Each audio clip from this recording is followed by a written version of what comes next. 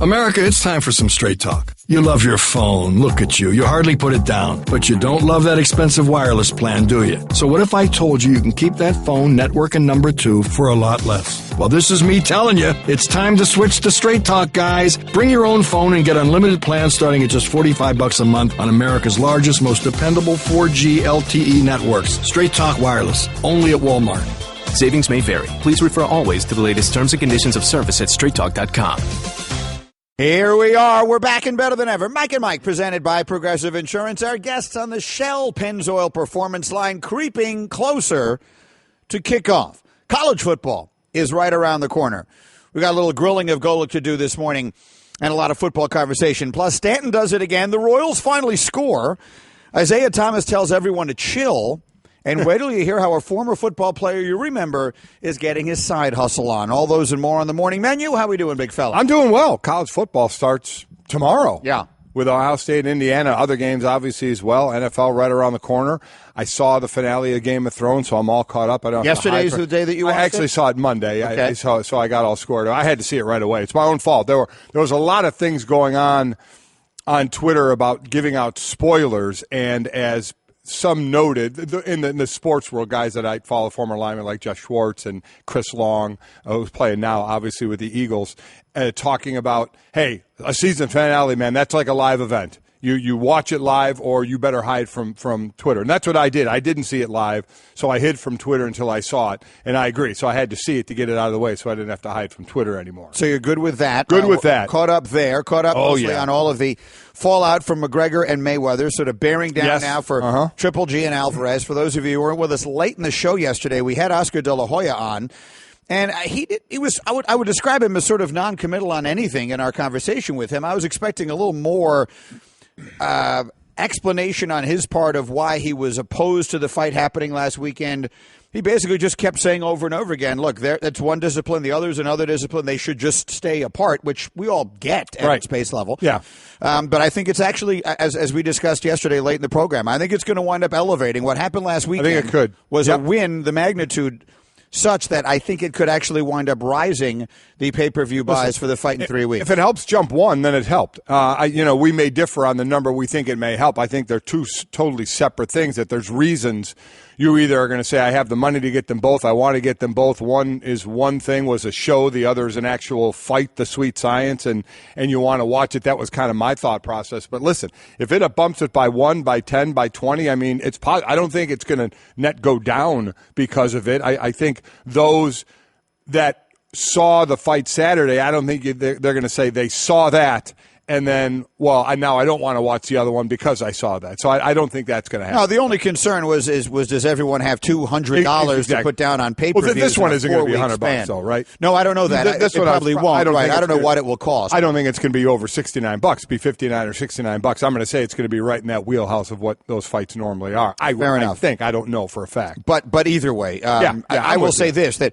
I was going to buy the one in a few weeks anyway because I feel like we should see it for our job. I'm actually more interested and more excited to watch that than I was otherwise. I am. I'm not going to lie. I'm not any more excited because of what happened Saturday. I have completely separated those two. What I'm trying to find out is when I bought both fights, can I write them both off?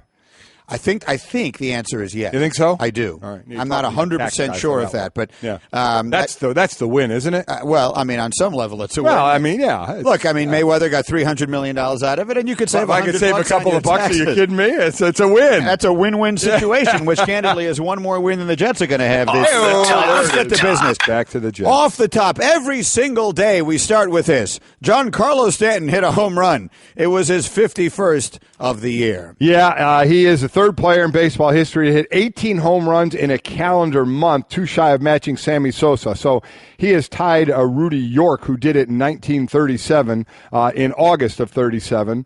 Stanton did it, obviously, in August of this year. Sosa did it in June of 98. That year, I believe he hit 66 He did. Home runs. He had 20 home runs in June. He had 66 home runs for the year. So, this is about numbers. He also has 30 home runs since the start of July.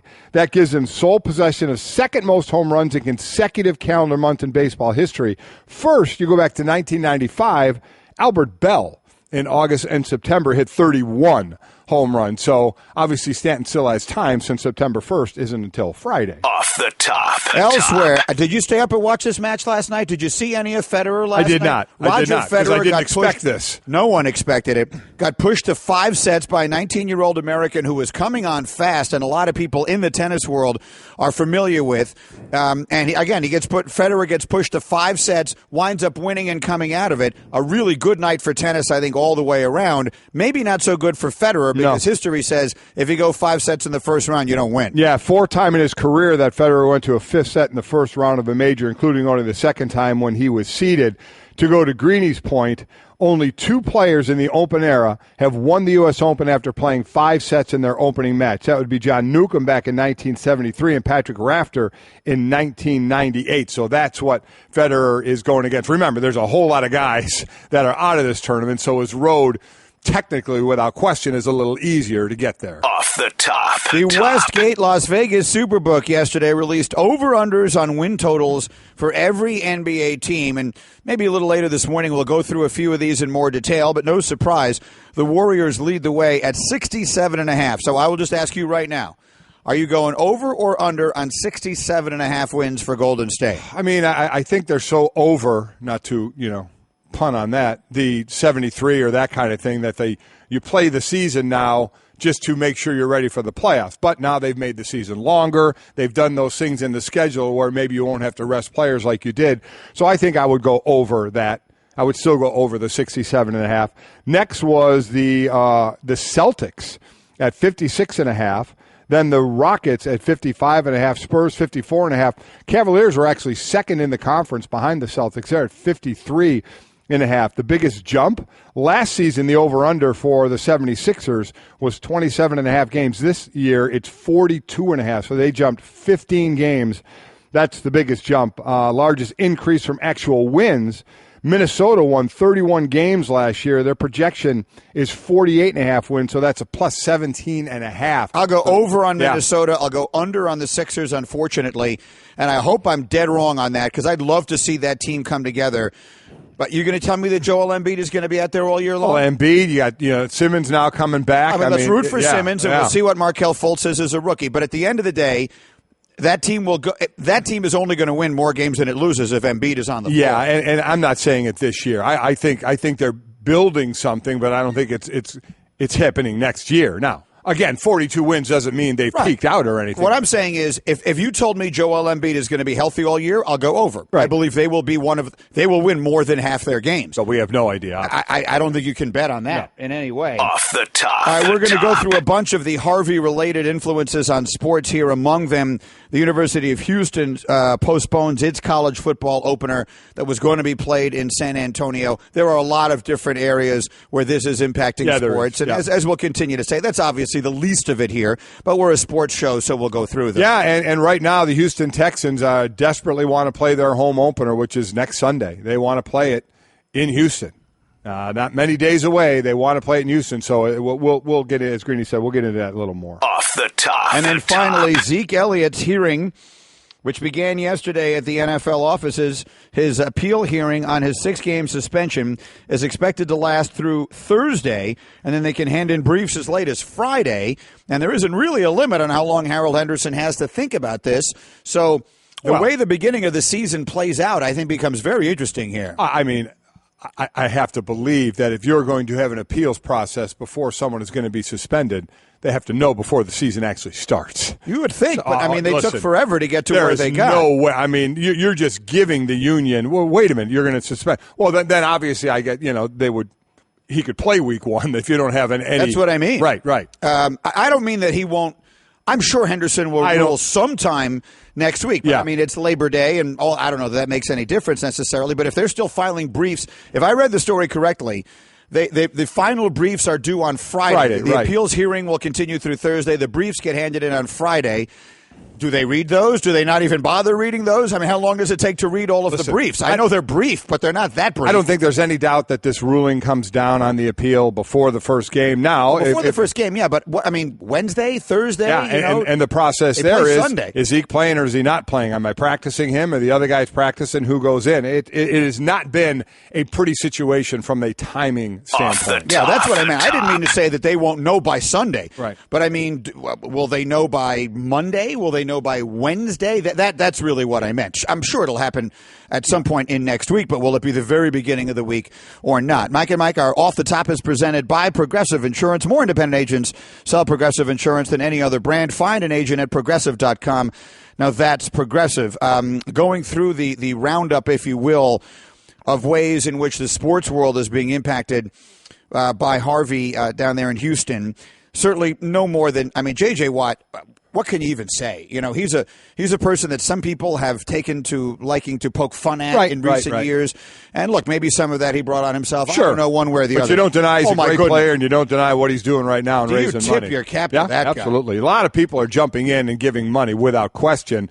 But obviously in our sports world, talking about athletes, where J.J. Watt started with his goal of $500,000, or where's he now? His goal now is over $5 million. He's over $5 million. Just keeps jumping his goal up. And listen, there are so many people that are giving money, and what J.J.'s doing here is fantastic, and it's obviously it's great to see, and so many are doing well. It is interesting.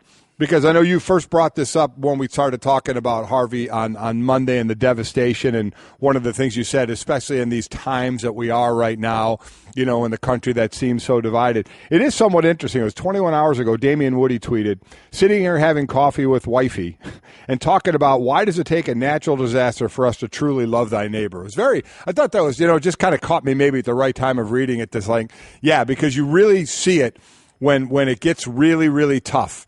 And a lot of people are affected by things through no fault of their own, i.e. the natural disaster, and how the human spirit just comes out and everybody just jumps in and wants to help.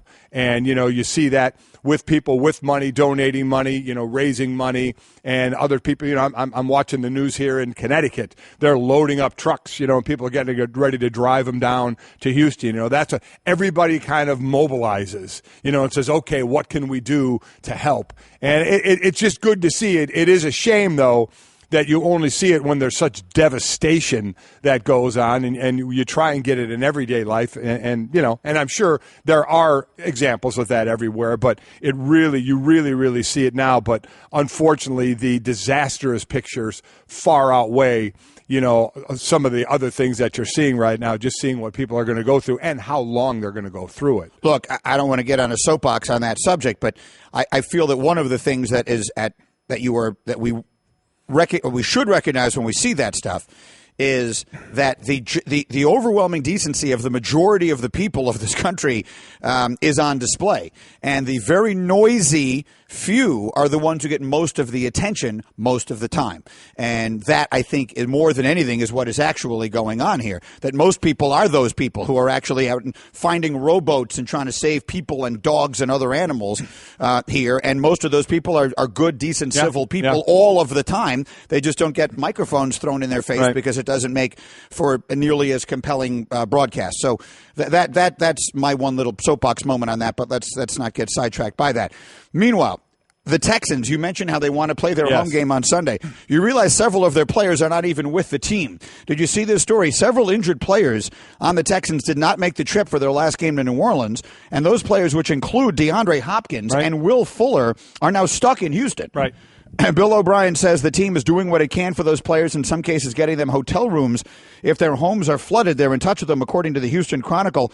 O'Brien said they're in touch with them 2 or 3 times each day. Sometimes the issue is cell service and being able to reach them on their phone and all of that. But they're talking about playing a football game there in 10 days. They can't even get in touch with these guys most of the time. And I get it. You hear the players talking about how it could be a healing moment and how they think it could help. And I get all that. We went over some examples yesterday. We were in New Orleans for the first game after Katrina and just saw what a spark it was for that city. So I understand exactly what they're saying, but first you have to decide, can a football game be played there? Can all the players be there to play it? And then the biggest thing is all the ancillary people that you need to put on a football game. It's not just 22 players and coaches and referees.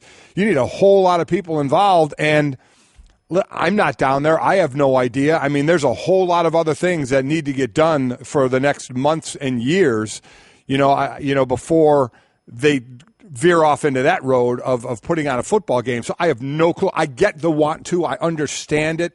And I know there's a lot of people saying, who cares? It's sports. We got real life. I get it. But from those athletes' side of it, if they can do even more good, if they can have a game there, if people can go there for 3 hours, if they can raise more money, there are things to do. But, man, that's we're talking 10 days away. I mean, I have no idea about anything else that could happen to actually for what it takes to put on a sporting event. Look, sitting here almost 2,000 miles away, it's very easy for me to say that there was such a simple solution to this problem, if indeed it is a problem, which is they're playing Jacksonville. We covered this yesterday. They're in the same division. They play each other twice. The second game is the second to last weekend of the season. You could so easily flip those games. And it just strikes me that would be the easy and obvious solution here and not have to try and rush to get a game. And now if you're going to tell me there were some tangible benefits that's the thing. to the community of playing this game at home, they're going to play the game either way. It's not like the Astros who just lost some home games or anything like that. This game will get played. The Texans will still be playing that day. It'll just be on television, which most of the people watch it on anyway. So, I understand it's not a home game. And again, if the community wants it and they can get it done, then great. I think that's God the bless point. you. I think everybody understands the easy option is to just flip it. But I think what the players are saying is we would rather not do that. We would rather play the game. And again, what we're saying is we have no clue if you're going to be able to do it. That, of course, is the easy answer. That's obvious to just flip those things. But they want to play it. They want to play it because it's going on now. They want to see if it can help now. They want to see what it can ease now if they can pull it off. I have no idea if they can or can't. It seems awfully tough to think that they would be able to do that with everything that needs to go on. But then again, I'm not there. Well, right now in the football stadium, they have thousands of people, right? I mean, exactly. There are thousands of people who are there using it as a shelter.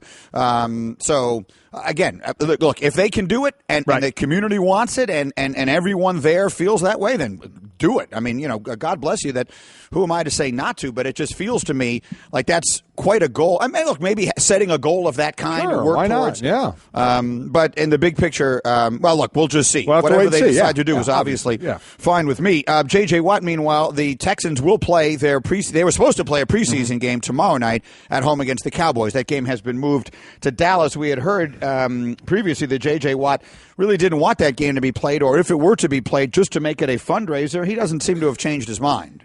I think the only good thing that can possibly come out of a game on Thursday would be a massive fundraiser. That's about the best case scenario that could come from a game on Thursday, is if it raised multi-millions of dollars. Other than that, I don't see it being. This is bigger than football. It's bigger than a game. It's bigger than any of us. So we need to make sure that we're thinking about these victims in the city of Houston before anything else. Listen, I would agree. You can use it as a big fundraiser. I think a lot of people, I think there's a lot of things that are going on that are geared toward helping the people that are most affected by this, and a football game can be that way. I get what he's saying, though. And listen, this is a game that's more important to back-end roster guys than it is to starters. We know that.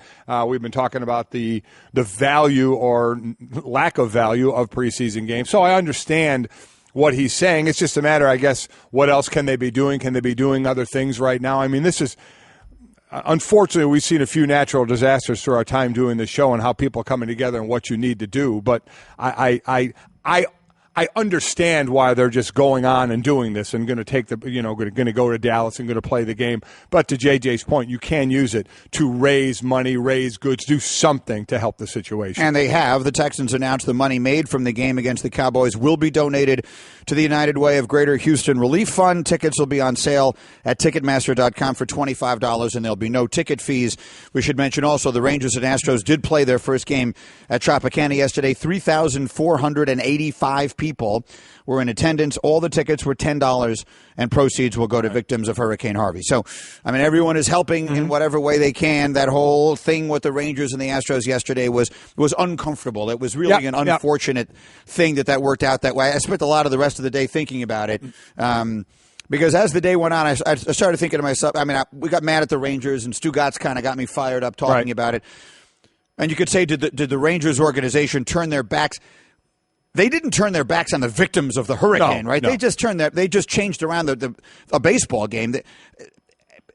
It wasn't the worst thing anyone has ever done. It was not the worst. I think they should have done it differently, but maybe the yelling and the screaming we could have done with that. Again, this was an optics thing, right? And it was a Stugatz thing. I thought I was reasonable about it at the beginning of the show, and then we get Stugatz on, and he gets me fired up, and the next thing you know, I'm yelling. Well, it's because both you end up talking about the Jets, so you end up both getting mad, and you end up both yelling, and I end up wanting to leave. That's probably true. Mike and Mike reminding you can watch, you can listen to your favorite games and all your favorite shows on the ESPN app. It's simple, it's that easy, and it keeps you connected whenever you want, wherever you are. Take ESPN with you. Download the ESPN app now. We're Mike and Mike, presented by Progressive Insurance. Good guest list today on the Shell Pennzoil Performance Line. We got Herbie, we got Will Kane today, we got Louis Riddick in studio, and Carolina coach Ron Rivera will join us as well. Coming up next, Major League milestones reached last night. A couple of them, and they were biggies. Home isn't just a place, it's a feeling that you're safe to enjoy the things that matter most. ADT lets you take that feeling with you, whether you're at home, your business, or online. We help keep you safe with security systems, home automation, alarms, and surveillance, so you can feel at home wherever you are. Go to ADT.com to get that feeling for less than $1 a day. ADT. Home. Safe home. First time skydiving? Sure is. Okay, you just open the door like this and you jump. Wait. Should we be like in tandem? Tandem? That's a great idea. Are you a certified instructor? No, but I love parachutes and I love people. Here we go. You wouldn't take chances with an uncertified skydiving instructor. Don't do it with your finances. Find a certified financial planner professional today at letsmakeaplan.org. CFP. Work with the highest standard. All right, we're Mike and Mike, and all the Twitter reaction as every morning comes through the 1-800-Flowers.com Twitter feed, and today we're throwing out the Grill Golics. We're getting ready. College football kickoffs are literally around the corner, and then the NFL starts next week. So if you have questions about your team, college or pro, start sending them in. Use the hashtag Grill Golic, and we'll go through them all morning long. And Andrea put it up earlier, so we have a few of them here. And there's just two that jumped out at me. Go ahead. We'll work our way to some other business. Sure. Matthew Baldwin tweets, if Nick Saban took over a struggling NFL team, i.e. the Jaguars or the Jets, would he be able to turn them into a playoff team within 3 years? Don't know. I mean, listen, he had his stint in the NFL. It wasn't a great stint by any stretch of the imagination. There are some coaches that are better suited for one or the other. We've seen a few have success in both. I know the first that comes to mind is a guy like Jimmy Johnson. Yep. Success he had at the U, and then obviously in the NFL with the Cowboys. So I don't know. You know, with Nick Saban's style that works with 18 to 22-year-olds, is it going to work with 22 to 40-year-olds? That's a question. There's no doubt what he's doing is making him be considered the greatest college coach of all time. But you can't just say that translates to the next level when he's already been there. Now, I would imagine he might do things a little differently if he goes back. I don't think he's ever going back. I don't think he's going to try the NFL again. So to answer your question, it's not as easy as saying he's a great coach in college. He can go turn an NFL team around. No way you can just say that, flip a switch and say that can happen. No, there are different skills, because the primary thing, now everyone raves, and I'm less equipped to analyze this than you are and many others, about the way he develops players, that he brings in really talented players and he makes them better. You look at the list of recruits that teams get. A lot of teams get all these 4- and 5-star recruits, and they don't wind up getting drafted into the NFL. Right. Now that, again, the way these players in high school are assessed, I'm sure, is imperfect. But a factor in that, of course, is player development. So he's doing that. But first and foremost, to winning in college, it's about getting the players. Well, yeah, you choose all your players. You have to get the players, and the getting ready is a little different. In college, you can still get after it a lot. You can get after it, meaning practice-wise. Practice-wise, you know, and the NFL that they have through the CBA, the last CBA, and this is something that players want, and they got it. You're backed off of that a little bit from the very strenuous, a lot of hitting. Now, some coaches will hit more than others. Don't get me wrong. There's some hitting, but there's a big difference of the college level to the pro level on how much that goes in preparation. I've actually come to the conclusion, however, that you are right. Not only is Saban not going to the NFL, which at one time I thought he would, I actually have come around to believing that he's going to finish his career at Alabama now. I really did think eventually he'd leave, and I don't. And part of that now is a function of his age, as simple as anything else. He's starting to get to a point now where I think to start something over again, it's not by no means impossible. He's the youngest. What is he, 66? Did we decide? He's the youngest looking man of his age I've ever seen, and he seems very healthy and all of that.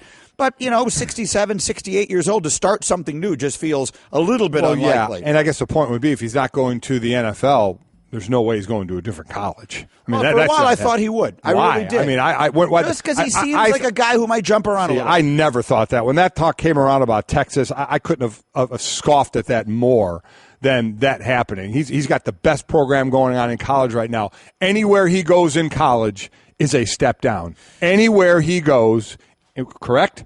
It is a step down. Well, I mean, again, based upon where he has Alabama right now. That's all that matters. Also creates a series of expectations where last year was a disappointment. Right. What were they, 14-0, and then they lose in the championship game on the last second, and their season is a disappointment. Right. Where if he goes someplace else, Alabama wasn't Alabama before Saban got there. But do you think Nick Saban, getting to know Nick Saban, how we have, and not even that great, but knowing him, that he would leave there to say, okay, at least here I can lose 3 games and take a deep breath. He's not that guy. There's no way he's doing that. There's two different things. I agree with you now. He's not going to.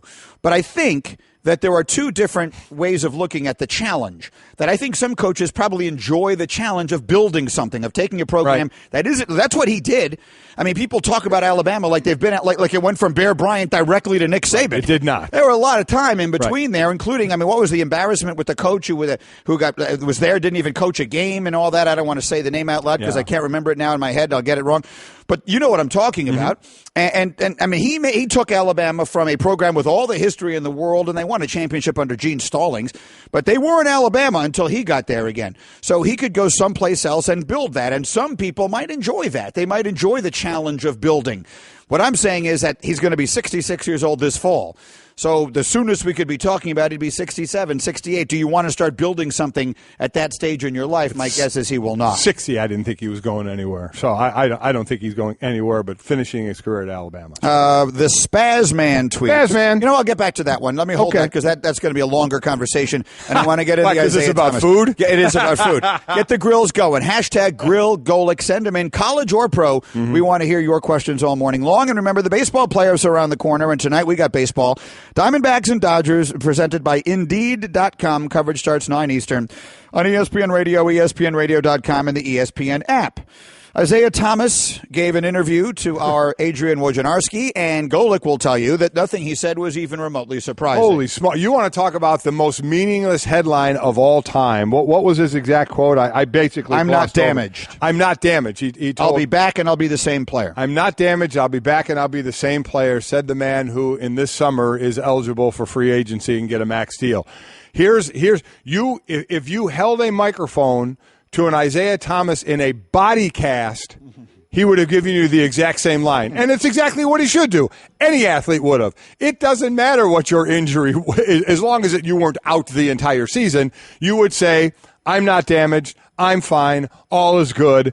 Subtweeting there, or subconsciously saying, hey, come summertime, I'm going to be all good to get my max deal. I read that and I just chuckled saying, are you kidding me? What do you think he's going to say? Quite honestly, even if he didn't have the max sitting there at the end of the summer, I think any athlete would say, I'm fine. Rarely do you get them where they say, well, this is still nagging me a little bit. I'm not sure what's going on. I may be damaged goods. I mean, it's just not going to happen. And in this case, with what's waiting for him at the end of the rainbow come summertime, that one made me chuckle a little bit. So Cavs, Celtics, we told you earlier, the over-unders from Vegas came in, and the Celtics are projected to have more wins than the Cavaliers. Let me ask you this. If by some accident, and no one expects this to happen, because from what we're hearing, the Cavaliers have basically thrown in the towel and trying to get additional compensation based upon the medicals. That probably was always their plan. The medicals could have shown anything. They could have shown he'll be back, in a day and a half, right. And they would have said, oh, this is not what we expected. We want more compensation. Right. And the Celtics are always going to say no. So if anything does get thrown into this, it's probably going to be a second round. Late first, second round, something like that, yeah. So let's just say that's it. If for whatever reason, which way would you have bet on the Celtics to win more games? With Kyrie Irving or with the players that they traded away, meaning with Isaiah Thomas and Jay Crowder.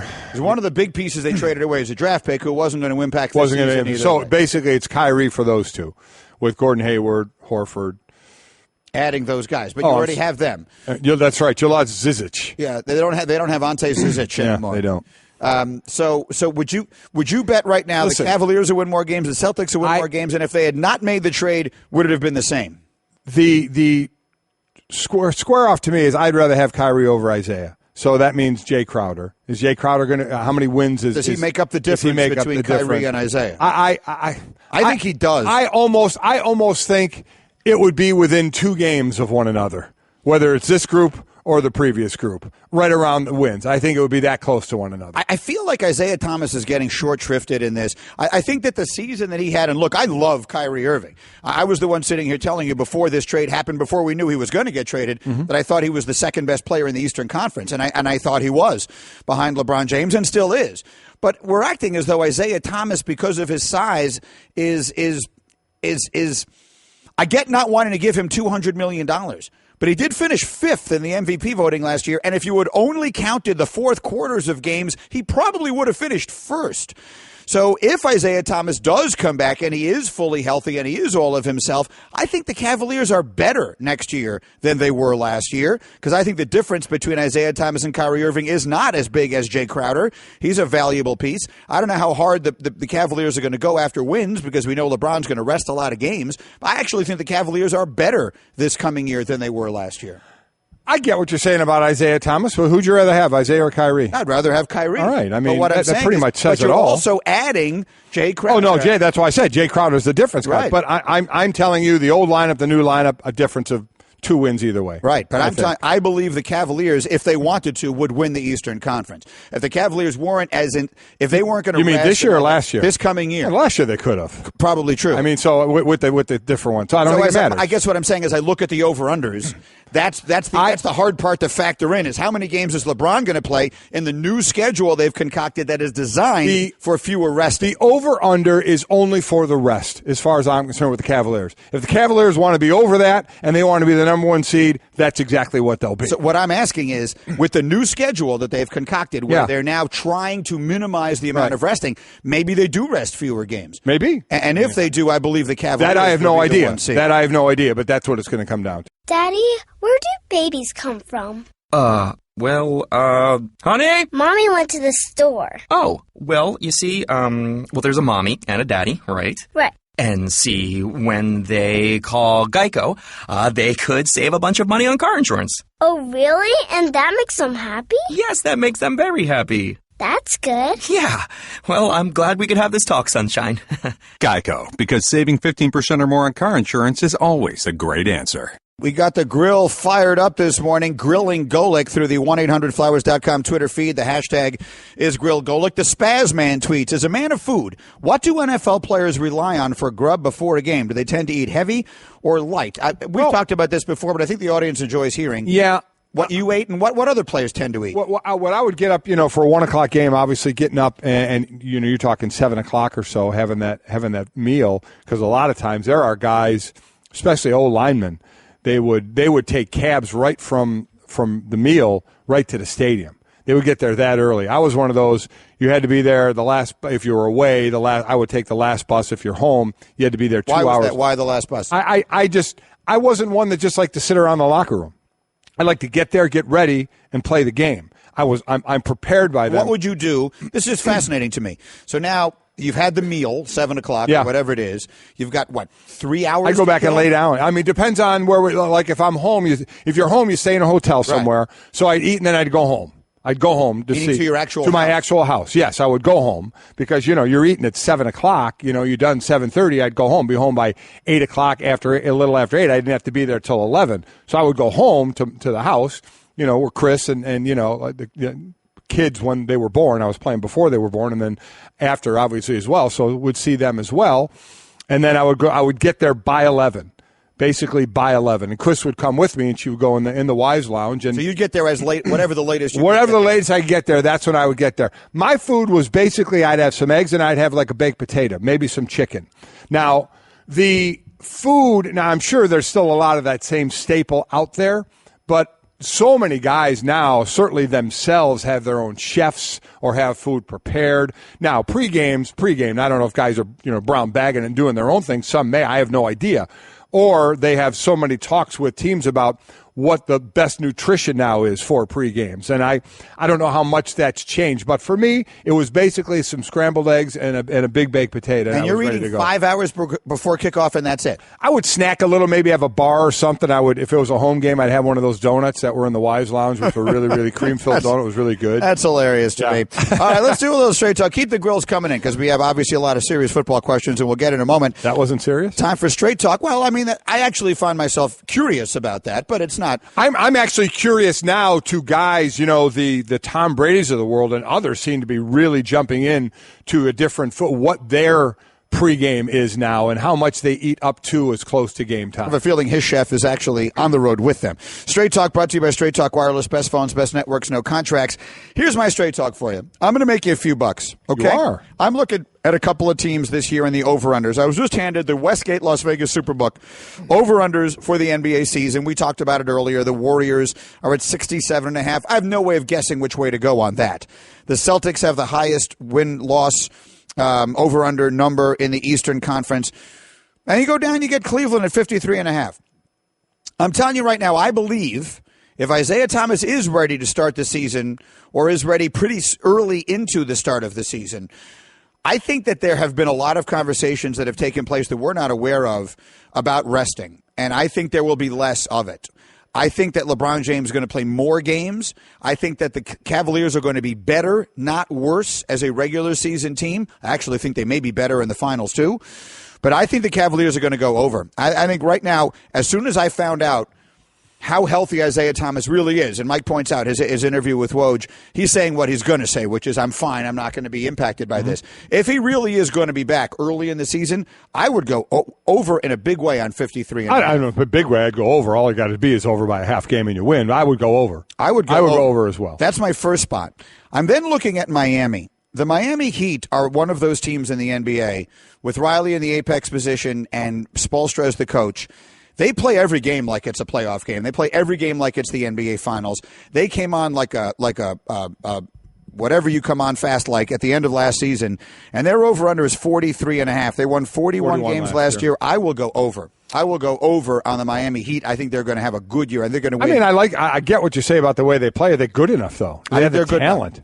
I think they are. I think that kid Whiteside is good. They have Dragic. I think they are. I believe that the Heat are that good, and I believe they will go over. I'm less inclined to agree with you on that one. How about the Pelicans? 39.5 with Cousins and Davis and everything else they're trying to do there.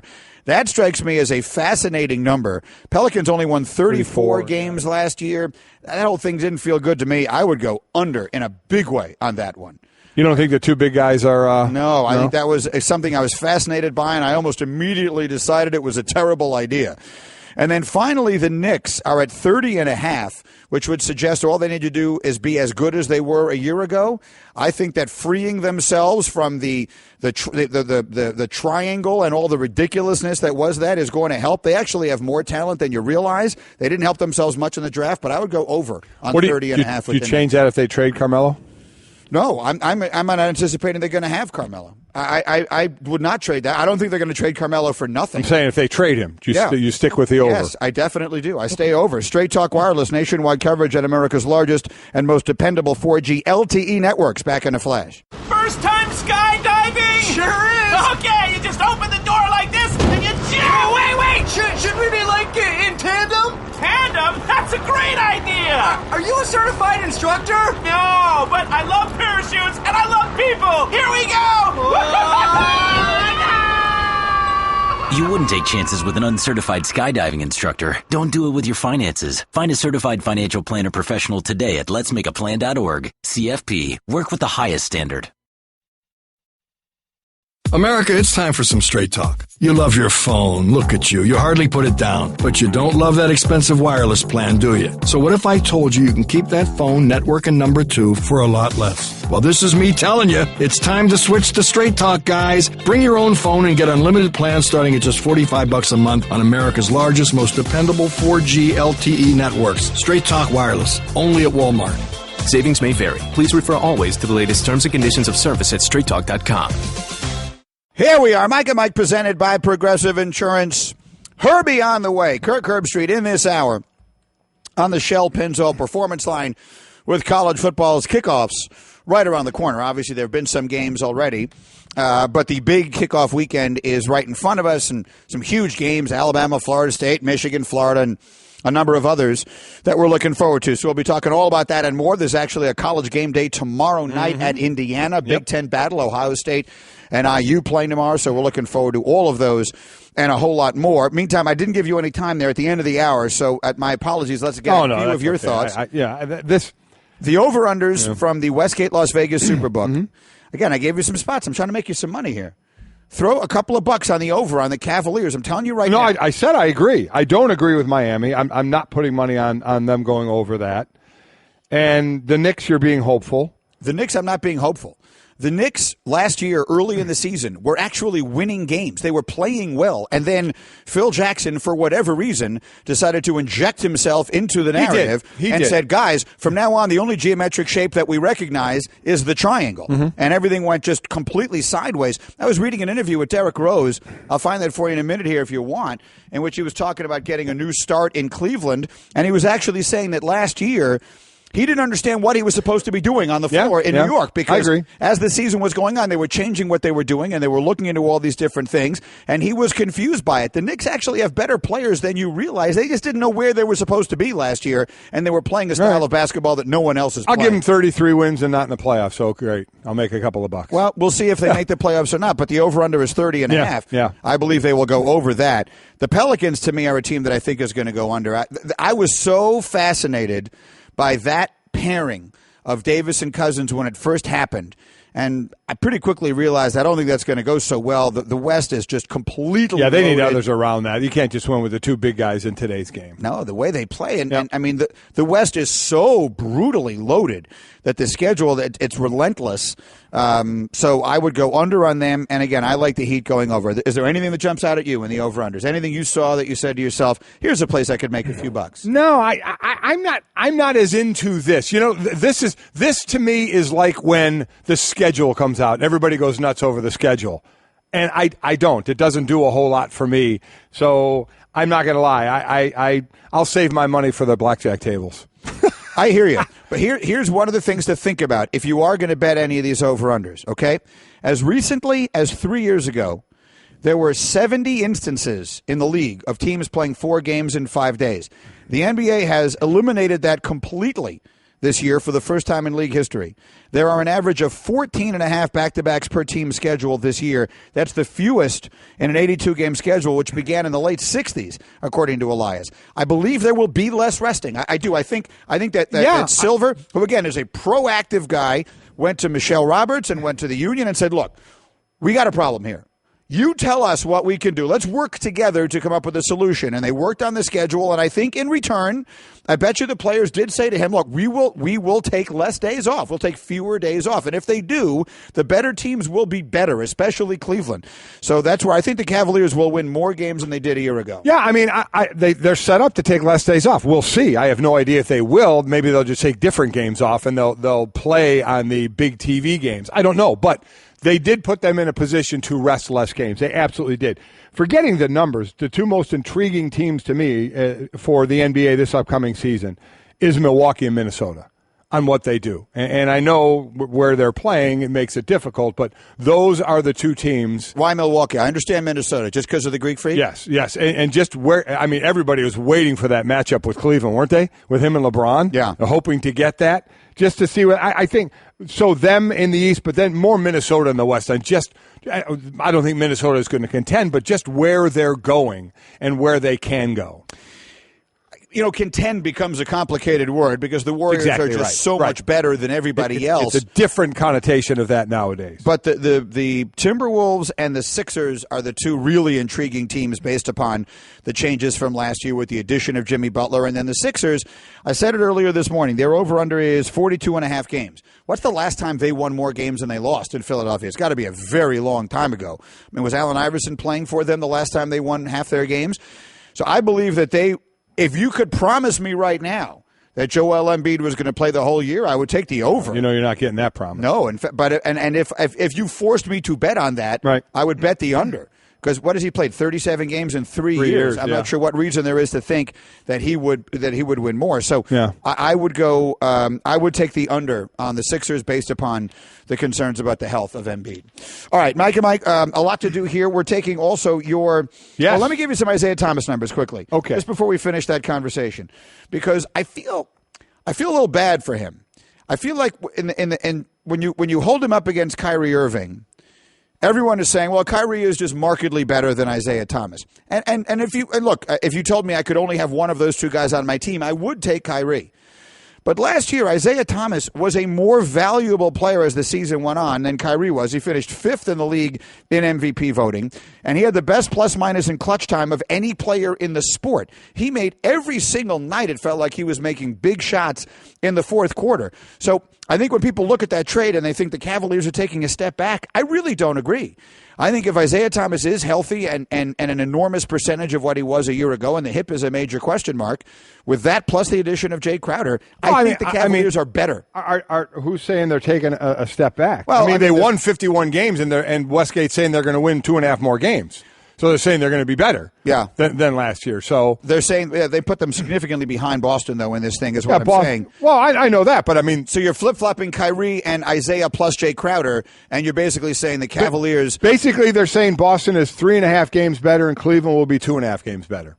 So, I mean, I like the Cavaliers in a big way this year. I think that they will win the East. I think they will. I do too. I think they'll play more than they did last year. I think Isaiah will be really good. He's going to be extremely motivated. Isaiah will be really good, but I mean, again, comparing it to Isaiah or to Kyrie, is it a wash? I mean, that's what it comes down to. If it's a wash, if it's even a wash, then they get way better. Oh, I agree, because that to me, then it comes down to rest. Yeah. You know, and if LeBron or guys don't rest as much, I think they win the East, and I think they go over this. I agree with you there. All right. Let's do DraftKings here, and let's do a little Grilled Golic. It's brought to you by DraftKings. Play free 1-week fantasy football at DraftKings. Use the code Mike only at DraftKings.com. And we're taking your questions this morning through Twitter using the hashtag Grilled Golic. And I like this one from David Dunnington as we look around the NFL. What present-day defense, in your mind, compares to the one you played on in Philadelphia? I mean, you have to look at an attacking, pass-rushing defense. Is it Denver?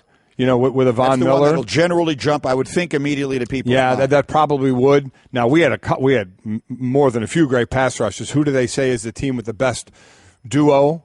A lot of people are saying it's Clowney and Jadeveon and JJ Watt. Plus Merciless on that team. Right, the Texans exactly. Could be really good defensively. They could, but I would say you look at Denver as an aggressive defense with those pass rushers and getting after you. I mean, they may not play the same way, but I think the Giants might have a really good defense. The Giants, you look at the Giants, especially from the you look at our defense. Now our defense was strong, linebackers and secondary. Mm-hmm. We were strong everywhere. So that's one of the first things you look for is strength everywhere, because some are stronger than others. But I do like what the Giants have put together, especially on that D line. But and then with JPP being that pass rusher.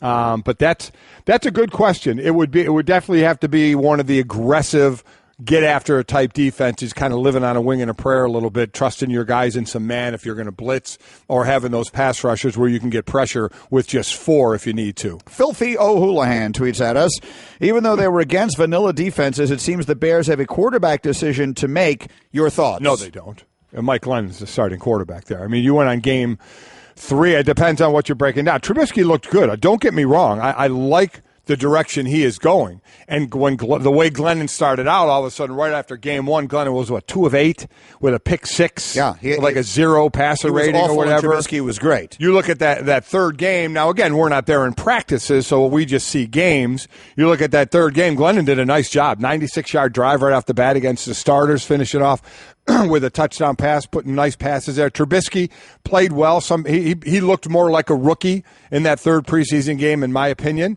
So I don't think they have a quarterback question. I think Mike Glennon is your starting quarterback. A lot of questions in here about Notre Dame, as one might expect. Let's start with it. And I was reading an interview with Brian Kelly in which he was talking about how different he recognized things have to be significantly different this year. He was using Jordan Spieth's performance at the British Open as an example. So Justin tweets, do you expect Brian Kelly to be back at ND next year regardless of this season? Oh, no, not regardless of no. He knows it. And I said this before. People hate doing it, but, if you look up hot seat, Brian Kelly's on it, and he knows it. So it's not like when we talk about this, say, oh, my God, could Golick talking against Notre Dame? Brian knows it more than anybody else. Coach, you know what everything is, and he knows you can't go 4-8 at Notre Dame. Now, I know they had some injuries, but nobody cares. You're not getting that, as an excuse, and he's knows he can't use that as an excuse. They have to get it done.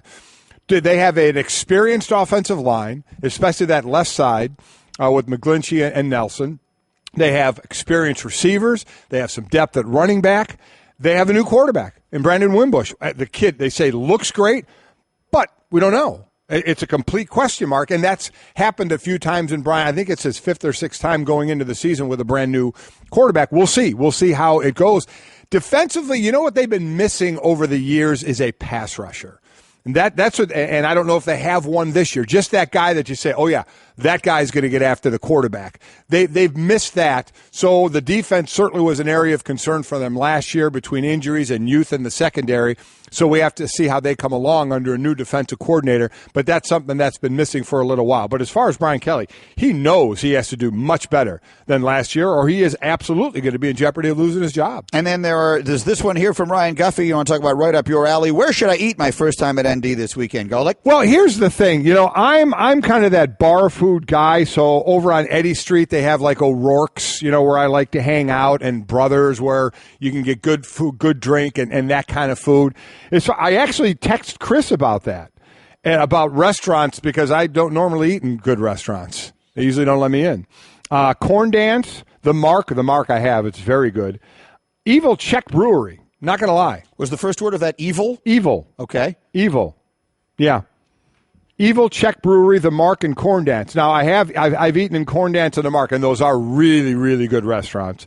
But I go over to Eddy Street. That's where everybody kind of hangs out. It's right there. You can walk to it on campus. All right, let's see what we can find out. And you may run into me this weekend, because I will be there. You're going out there for the game this weekend. Yep. Nice. Mm-hmm. Kirk Herbstreit, of course, is on his way to he's going to Bloomington for Ohio State and Indiana on Thursday, and then College Game Day on the road this weekend. Of course, he will join us coming up on the Shell Pennzoil Performance Line in just a few minutes. Looking ahead to the college weekend, where Mike and Mike presented by Progressive Insurance. And while Vegas did their own version of over-unders, so did we. Our staff put together some over-unders for us, Mike, and let's go through them here. Let's start with this.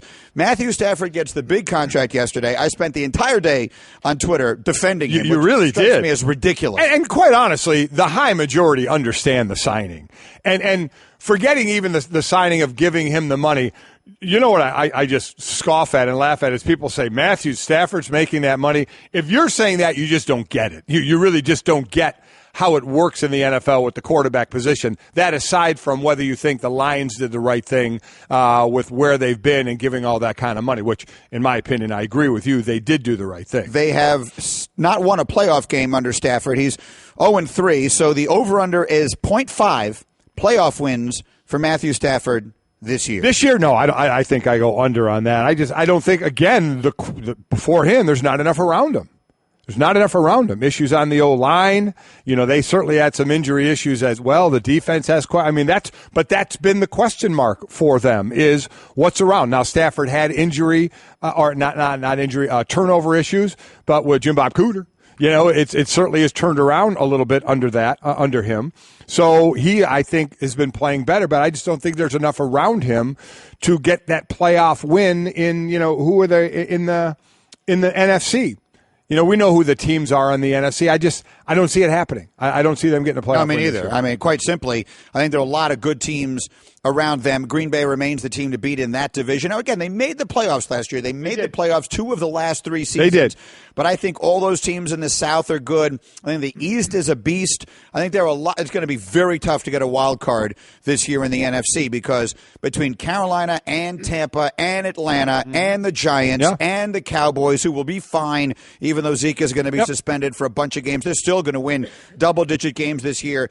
And between Washington and Philly will be, I think, good. Wentz will get better. I don't see them getting a wild card in that NFC, so I will go under as well. Next, over-under, $99.5 million. The guaranteed money in Kirk Cousins' next contract. Cousins is 29, so he's certainly young enough to get that big deal. He's had a couple of good years. He'll have made $44 million guaranteed the last 2 years. We're not obviously counting that here. I think why he'll get that is because he'll be a free agent. He'll be able to, unless they, to me, they're not tagging him again and paying over $30 million. So, or the transition tag, it's $28 million. I don't see that happening.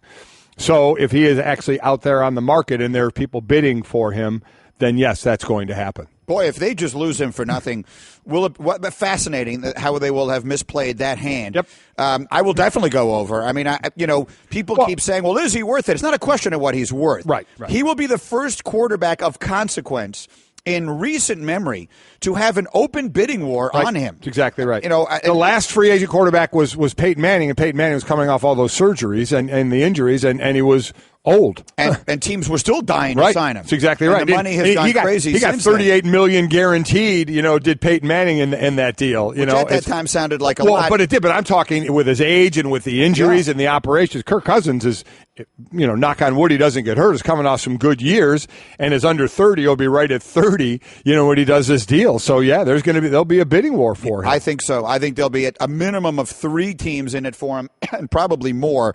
I think we'll go over $99.5 million, which is an incredible thing to be saying. It is. But I think it will happen. Next, the over-under on number of games played by Andrew Luck this year at 15. Oh, it's going to be under. I mean, it's going to be. He'd have to play the rest of it. He's going to miss the first game. And this could be over if they put him on the PUP list. Now, if they do that, he has to miss the first 6 games, which this one I remember saying when he wasn't throwing, saying, don't worry, you have time. Well, you know what you don't have anymore is time. Right. The time is over, so you really have to start to wonder just how bad that shoulder is. And if he goes on the PUP list, quite honestly, do you play him? Even when he comes off that thing, I mean, what's their record at that point? How is he doing? I mean, or do you completely protect him, after that? I'm sure they will play him, but that's the whole thing now. Remember, if you go on PUP after the preseason into the regular season, you have to miss 6 games. So that would be pretty significant. Now, we haven't heard that they're going to. They could easily just have him miss a game or 2 and then come back and not put him on that list.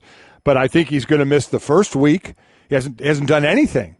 And you hear some of the answers coming out of Chuck Pagano on this situation. It's almost funny, but it's not, because you're dealing with a shoulder injury for Luck. So I definitely say under. I say under as well, and I think it's just turning into a complete disaster that at least I didn't see coming, and I know you didn't see coming. It's been disastrous there from GM to coach to owner, and you thought, man, you went from Peyton Manning to Andrew Luck. This is like, this could be like going from Joe Montana to Steve Young to Brett Favre to Aaron Rodgers. And, oh, my gosh, from the team they have put around Andrew Luck, which has been bad, to now the injury to the throwing shoulder, it's just awful. Well, look, he's been the one thing you could count on there. And the reality is, even though neither of us think they did a good job, they were in the AFC Championship game a couple of years ago. They won playoff games under Luck. That the deflated balls game against the Patriots, as one-sided as it was the AFC Championship game, and the Colts were in it. So it's not as though he hasn't won games there. But, boy, has it gone the other way in a hurry. Next, over under 59.5 home runs for Giancarlo Stanton this year. 51 with 31 games to go. He's on pace for 63. Did you say, Hembo? 63? I think he goes over. Me too. Maybe because I want him to go over. He's up against Strasburg next, and he's done pretty well against him, right? He's hitting like 360 against him with like 3 home runs. So maybe he gets another one here, but I think he goes over. I want him to go over, and maybe it's more with my heart than my head, but I think my head's pretty much there the way he's knocking the ball out of the park. Yeah, I mean, the way he's playing right now, there's no reason to think he won't hit 9 more home runs in the team's final 31 games. Last one. The over-under number is 1.5. repeat teams in this year's college football playoff. Again, to remind you, last year's teams were Alabama, Clemson, Washington, and Ohio State. Well, I do think Alabama and Ohio State get back. So I guess right there I'd have to say over. That's over. Yeah, I don't think Clemson and Washington get back. I do think people think Florida State's the team coming out. Even if they lose this first game, in my opinion, they would have to run the table to have another shot back to get in the playoffs. We'll see what Clemson does with a new quarterback. But I would say over just for Alabama and Ohio State. I will say under. I think there's going to be some surprises out there. You can say Northwestern? I'm not necessarily saying we're going to go to the college football playoff, no. But I do believe that the Big Ten is more competitive than people are making it sound. I mean, don't sleep on Penn State. Don't sleep on Wisconsin. How about Michigan? You know, all the quirkiness and fun and wow, look how he's turned Michigan around and stuff with Harbaugh. Yeah. You know what it's time for? Him to win big games. He hasn't beaten Ohio State. Say what you want about the spot. You want that on your resume? Well, if that spot was different, well, okay, whatever. You didn't win. Where has he been in a Big Ten championship game? Hasn't. So it's about time now. We talk a lot about Jim Harbaugh doing the quirky things and turning that team around. You know what he has to start doing now? Winning big games. It's about that time. And this year, I think, is a question mark for them. I think they're going to be really good. They're going to surprise people. He lost 3 games at the end of last year by a combined total of 5 points. A lot of players. They did. They lost a lot of players, but so did Alabama, and no one questions how good they're going to be. I get it. Because they've done it not before. Saban yet. They've done it before, but Harbaugh took over a bad team and made them good. He's got better players to work with now than then. They're going to be good. I'm not saying they're going to be better than Ohio State. They're going to be good. What's the over-under on how many games they win to you? 9. Yeah. What'd they win last year? Again, they lost that game. Was it Iowa they lost to on that Saturday night? I'm trying to remember. And then Ohio State. Where the quarterback got hurt. Then the Ohio State game on that crazy spot. Right, and then they lost the bowl game in a very close game. Anyway, we're getting late here. We'll talk to Herbie about all of that and more. Home isn't just a place. It's a feeling that you're safe to enjoy the things that matter most. ADT lets you take that feeling with you. Whether you're at home, your business, or online, we help keep you safe. With security systems, home automation, alarms, and surveillance, so you can feel at home wherever you are. Go to ADT.com to get that feeling for less than $1 a day. ADT. Home, safe home. First time skydiving? Sure is. Okay, you just open the door like this and you jump. Wait. Should we be like in tandem? Tandem? That's a great idea. Are you a certified instructor? No, but I love parachutes and I love people. Here we go.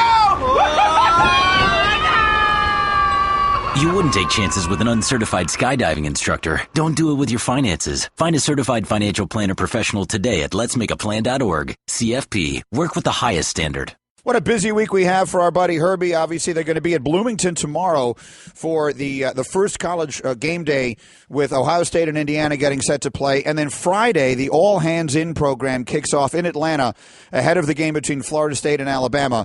Volunteers from both sides, both fandoms, will join Herbie and local All-State agents and other football legends to help build a community garden for the Metro Atlanta Boys and Girls Club. And every weekend during Herbie's Saturday Night Football game coverage on ABC, he'll share his All Hands In pick of the week, which will highlight a team who best embodied the spirit of teamwork on the field. So, Herbie, a good program for you starting off the season. Yeah, looking forward to it. And like you said, we're kind of hitting the ground running here with a big kickoff celebration tomorrow in Bloomington with a game day for a couple hours, not just kind of focusing on that game, but really just the start of the 17th season.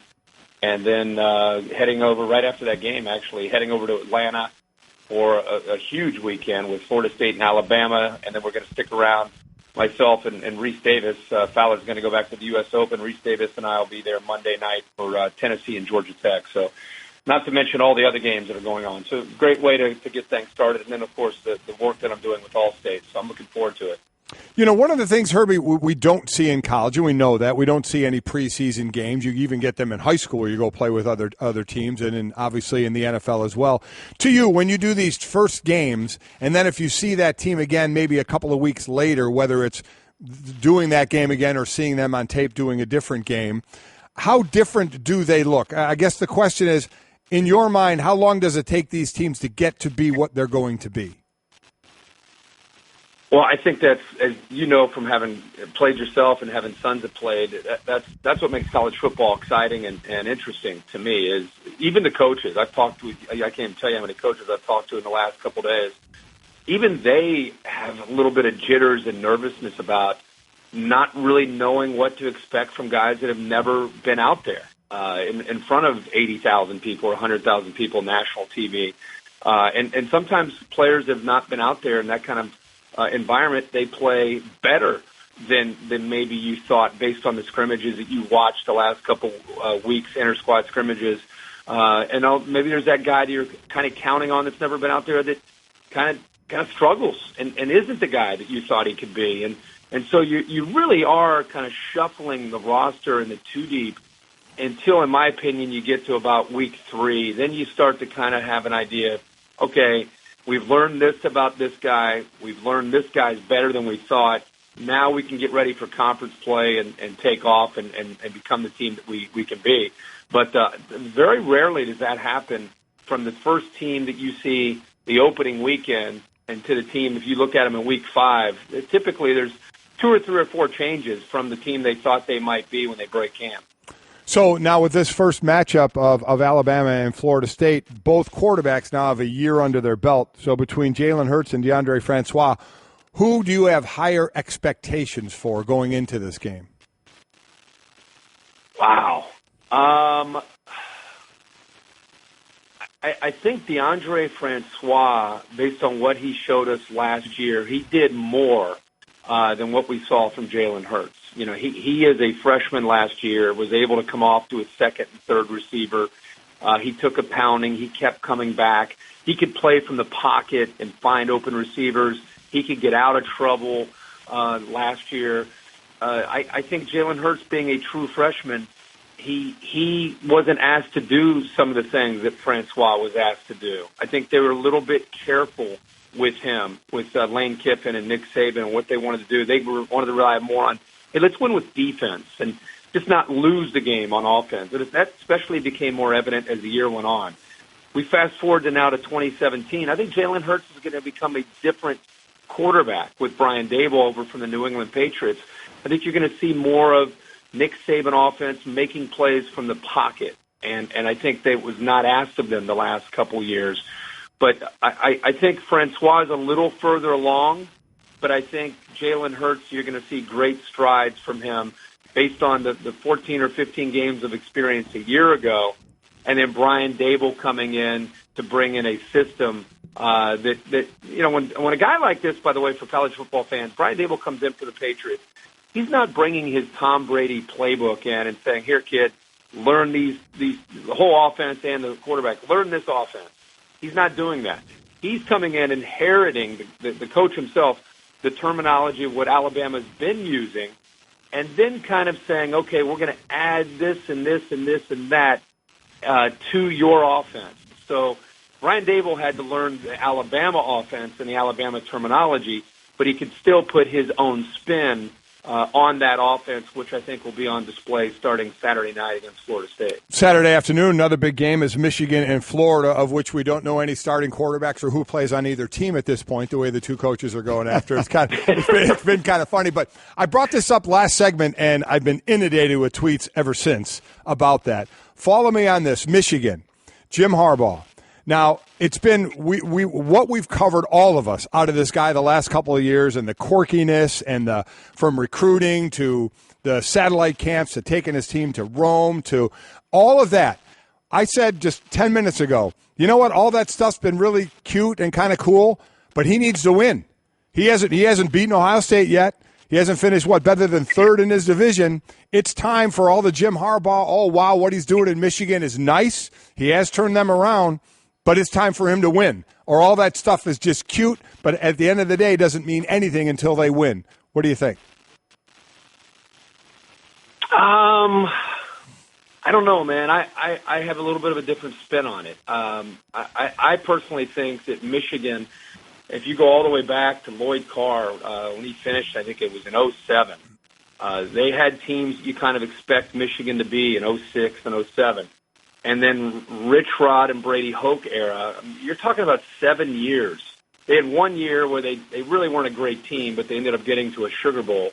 But 6 or 7 years of just being at a level way beneath who they should be.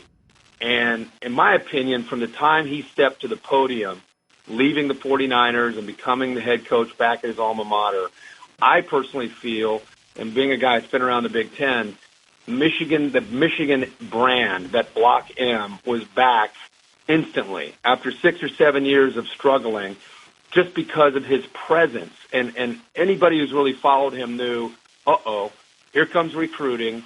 Here comes a culture change. Get ready. Put on your seatbelt. Here goes Jim Harbaugh back at his alma mater.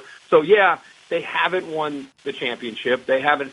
But to go back-to-back years of 10-3, to just when you watch them play, they're in every game they play. So to think about where they were those 6 or 7 years of below mediocrity to where they've been these last 2 years, I don't look at them and say, well, for me to really care about Harbaugh and Michigan, they've got to win a division and win a Big Ten championship. I just think they're back to being a consistent brand. Look at this, Mike. They lost 43 seniors. 11 or 12 guys are in NFL teams right now off this team from last year. They have one returning starter on defense. They have 4 returning starters on offense. Most people would look at a team like that and say, okay, rebuilding year, put them off to the side. I'm personally looking at them and saying the system is in place. The recruiting is in place. This team is a 10 or 11 win team again this year, despite their losses. To me, now you're talking about having a legitimate program once again, and I think it's because of his leadership. You could talk about his annex and some of the stuff he does. He has his own reasons for why he does it. To me, I think he likes to take the pressure off the kids and put it on his own back. But make no mistake, in my opinion, that brand is back to being a top 10 program year in and year out. And I think that will be evident in 2017 when you have basically 4 or 5 returning starters. Most teams would be, as I said, in rebuilding mode. And to me, Michigan's right there, get ready to compete for a championship with Penn State and Ohio State. We may disagree a little bit on what we think they're going to do this year, but I do agree with you. All the stuff he's doing, it definitely takes the pressure off the players and puts it on him. I think that's right where he wants the pressure. Last one for me. When we had you and Desmond on, we were talking about the top teams in each conference.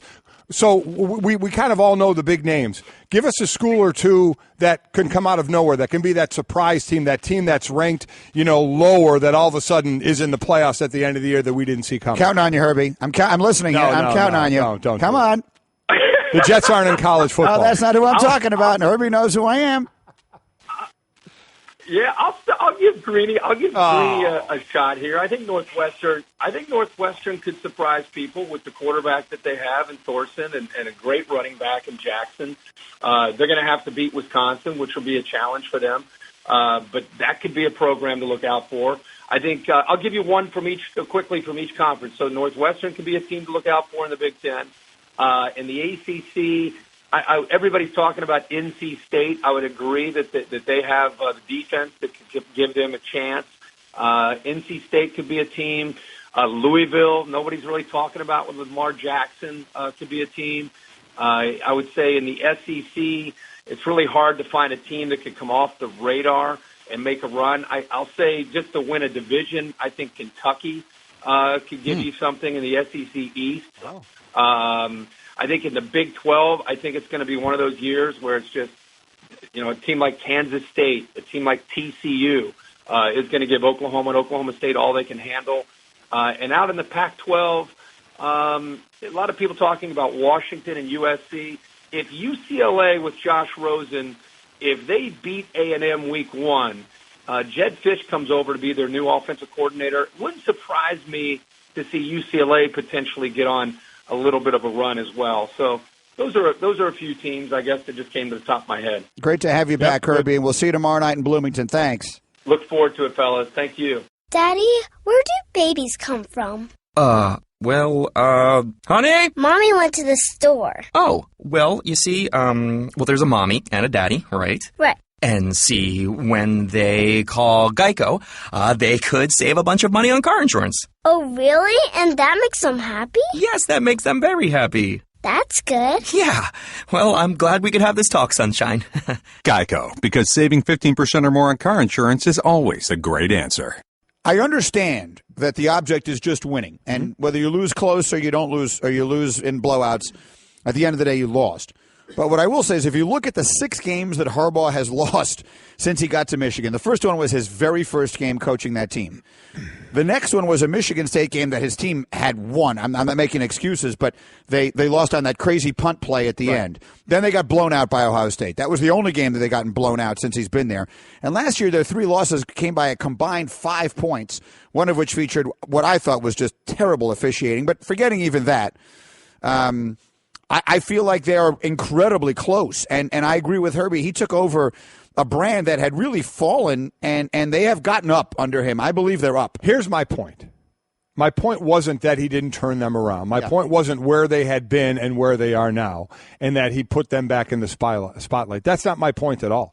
I don't think they're going to play for the Big Ten title this year. I don't think they're going to be in the playoffs. So when you think of Michigan, you think of a great Michigan teams, right? You think of Michigan battles with Ohio State. So if this year rolls around again, and this year they don't finish better than third in their division, I don't care if they lose 5 games by 2 points. You know what that does? You know what that gives you? So what?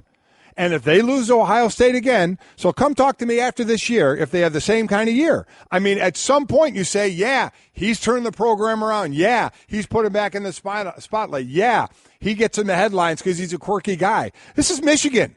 Michigan, this isn't some smaller school that he's trying to lift up.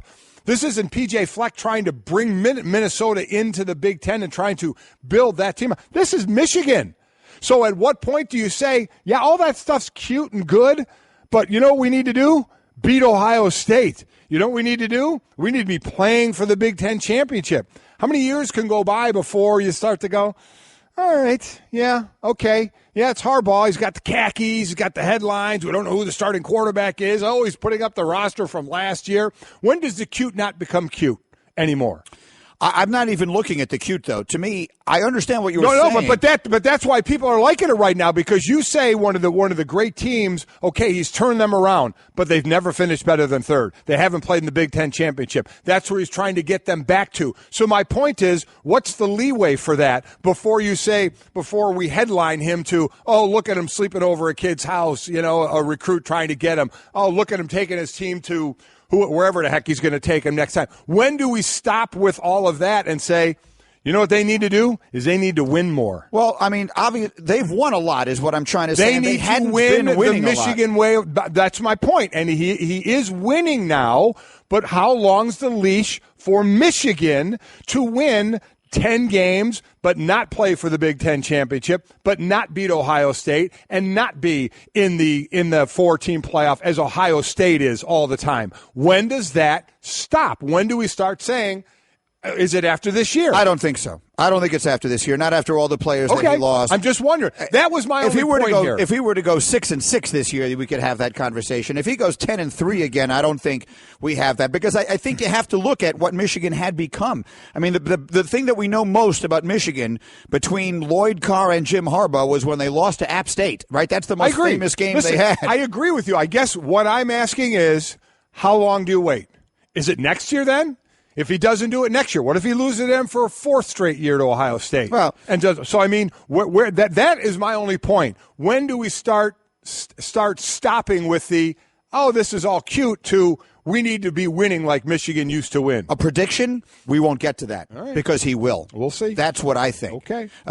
We'll find out. We'll see what Will Kane thinks. He's on his way in the studio as well. Stay there. Mike and Mike. First time skydiving? Sure is. Okay, you just open the door like this and you jump. Wait. Should we be like in tandem? Tandem? That's a great idea. Are you a certified instructor? No, but I love parachutes and I love people. Here we go. You wouldn't take chances with an uncertified skydiving instructor. Don't do it with your finances. Find a certified financial planner professional today at letsmakeaplan.org. CFP. Work with the highest standard.